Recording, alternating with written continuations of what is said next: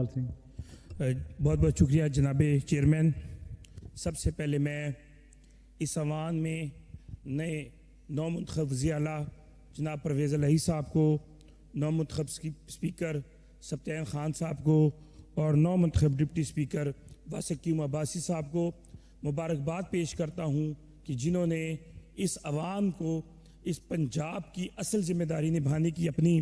ذمہ داری جو ہے وہ سٹارٹ کی ہے۔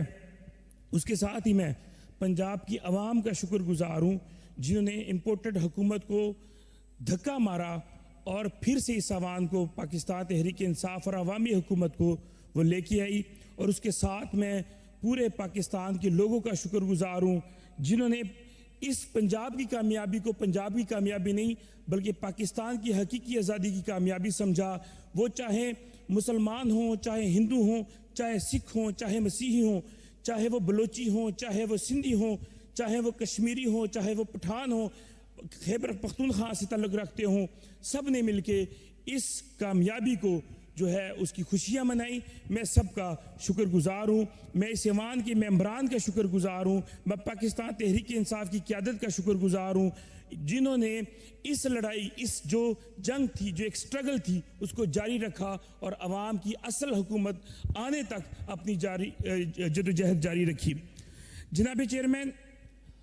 آج کا جو ایک مسئلہ چل رہا ہے سیلاب کا، جو مختلف علاقے ہیں، ڈسٹرکٹ رحیم یار خان، ڈسٹرکٹ راجن پور، ڈسٹرکٹ میاں والی،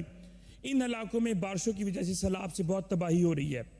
بہت سی انسانی جانوں کا نقصان ہو رہا ہے، وہاں اس کے ساتھ بھی مذہبی مقامات کا بھی بہت سارا نقصان ہو رہا ہے۔ تو میری آپ سے گزارش ہے، آپ کی چیئر سے، کہ حکومت کو ہدایات کریں، جیسے صادق آباد میں ایک